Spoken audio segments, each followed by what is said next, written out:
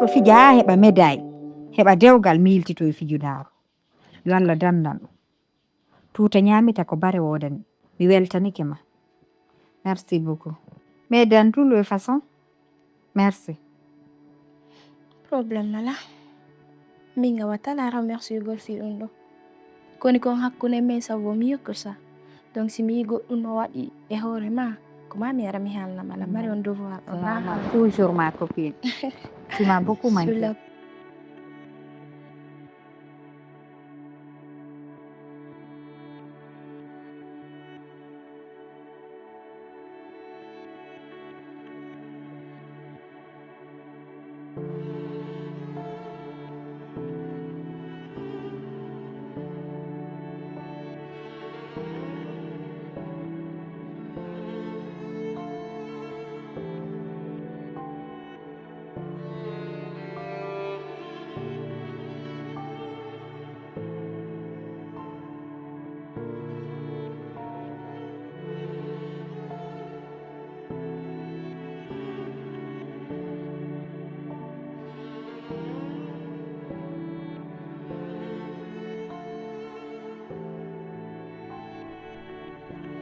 Salma. Diallo. Oui. Konduwal. Ay fuy. Ana muka konduwal. Ana muka konduwal. Non. Ça va pas. Hala konduwal parce que mi ruma do ni ha handare mi yiral mai o eta do. Na ay fuy. Mi ewa ka yaasi. Mi nata haka salo nara mi jodo do. Pour une minute. Ta famali goɗɗo naati kande suudu wa ko non probléme ma nago ay fu waɗa eyi Allah laadetele eyi naatede mi tawra ndaata a haalnaylan kon ɗum waɗi ga a suuɗaylan goɗɗo woodi joni a tata ko heɓata susi ta wawaylan suuɗugo Diallo na fos waɗi la nande si goɗɗo waɗi mi haalante ɗum ala hakkunde men en fait min saga na en suuɗindir hay pus a faami no mi yiruma ɗo ni ya quelque chose donc sa haalani lan nini e sa haalana lan mais mo woodi ko suuɗuɗa lan quoi mais lan sikkude noon a heɓata hay fus c'est que sa heɓi souci en partage ensemble a haalanayi lan kala ko heɓuɗa o partage en souci on quoi au fait min kasi mi heɓi goɗɗum mi haalnama mais no ɗoytamo mi yirma ɗon ni lan du ala explication na hay fos waɗi fos waɗa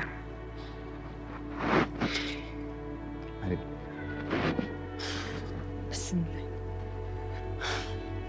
kon waɗi na goɗɗo waɗi fos waɗa Diallo haalana s'il te plaît kon waɗi fos waɗala Diallo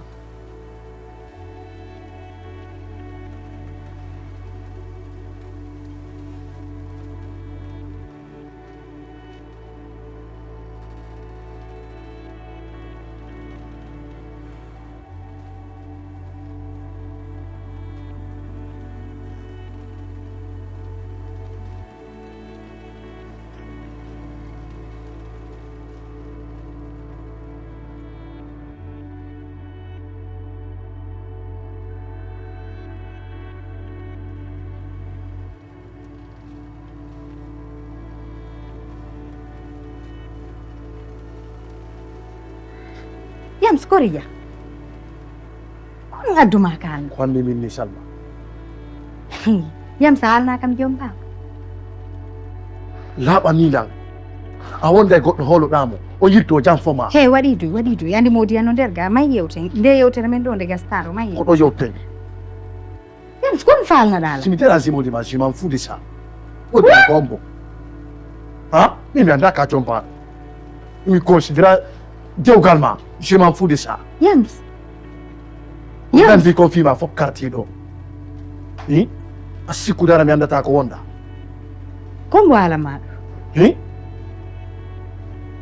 Yomi yewtenen piwum goɗɗum. Mo waɗi 7 ans de prison. Hay randugo na visite. Ɗan mi yandanike ma.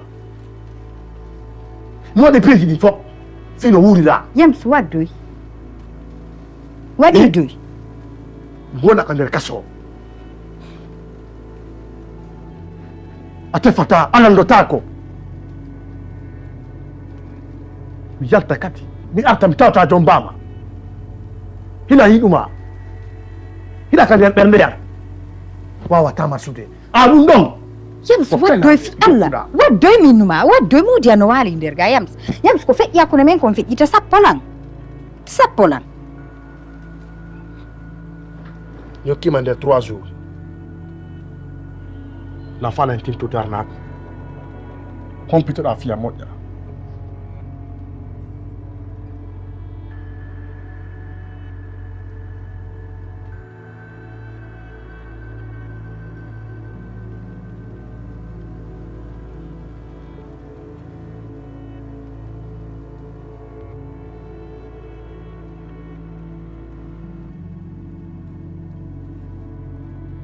tanti mi Yams ɓittinani lan aduna Yams faalama mi seppu mi hota lakara ɗon andi hande kon waɗi tanti ko noppi ɗin nanata tami iwdo e ande mi ara ɗo ɓeyde noon lan ande joni wowli min mi bimbi min mi sottu baafal ngal heureusement modi annoɗani ɓay mi udditi ko Yams mino jooɗi ka fotoji ka terrasse lancuɗamo hoore nden ka mawɗuɗamo Allahu akbar mi lancamo hoore no andi modi ano waali nder ton asal mi fuɗɗi sonkude o fuɗɗi sonkude ɓuri kam woni sonkude ɗon teeɗa wayna faabe noon inna ko bandi ɗi ara ɓe lannitomo ɗon hiɗon andi noon Yams ka arta Allah ɓay min miɗo andi komi yaccimo ɗon min do mi aani hakkude Allah mi lanni anude so walla Allah fiyan on boni si o Yamsujo fijiri bonnugol ngal dewgal ma o eɓɓi mi naɓaymo kaka sariya men seedoyta sina Allah sali ɓay mi haalanimo goo mi haalanimo ɗiɗi mi haalanimo tati o ala lan nanande o ala lan jaɓande na antu woni jiwo mi sikki rewɓe no ɗuuɗi e nden saare ka hara ko on ɗum a gerumo fiita o selle astagfirullah ay joni ko ɗum fewndani o gonon juɓɓe o wokkodira e gorko tun haɓɓummo kum ɓay kon hajja en ɗo kun horike kun lanni peretu himo ukkonire jiidirawi ɓurdimo kon woni fii ɗum si tawi ko ɗum kadi wowlanala tanti ko non neylan ɗon andi min ɗin piiji fi karama koye ko wena ɗum alaya min komi huuli ko lawsi anano kanko ñanggiri la ko ɗum ɗo woni ka leydi wuli ka kammo ƴawtako wonda e goɗɗo hara seedugol ngol ko satti no satti ken mi ronki ha e dade ɗum ɗo noon mi yafotako ɓa so selalima ka sariya men seedoyta siɗa waɗi goɗɗo yaw ittoyade ɓa min on mi yeccata ngal dewgal ma so fijiri bonnugol ngam fi makko bonay mi jiiɗiremo wanefe Allah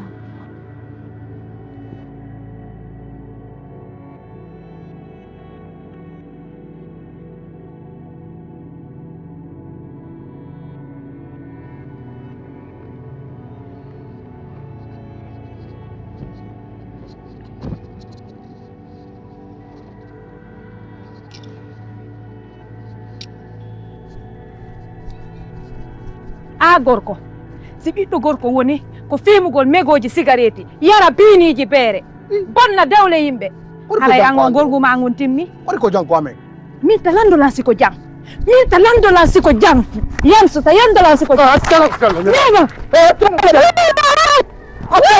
wara min ya wara modi an ka dugula hani selaji wangon hani selamo o jom mama dewga sunne ka o kikkol noon mbiɗa hiɗumo koya wallumo wona minga wawatala yewtude ala ko hunduko ala ko hito haalangol lam min tanti sinano tawinan tanti noddira innero si mitata wonkita lakkara komi yaɓɓata e hinolam e hikki o wonkire mi tewi modi ko a dutti dugula no wondo ko no dutti dugula wondotako hade sera kunjiw moka modi makko moka dewgal makko a yi a sotama duuɓi a yalti ya bonna dewgal o yagal fi on ɗum sika ɓiɗɗo gorko ɗa hooli gongu ma ngu yaw jomba naada jombida nayo naada si a merdi 1000 fois an a merdi ha kamo gayyam si a merdi mi nangata komi yiɗiaalande ma hunde wotere si a selalimo mi itta e luɓaki maki ayon yiyaton piligo tum so seedale modi makko mi bonna fi makko yewti on aw mi haalante ɗon min piiji ɗiɗi tere ha piiji ɗiɗi si a selali salma mo an a iwali ɓaawo makko jurol makko a yiyay komi watta makko anni ko a ho mi hollete komi ha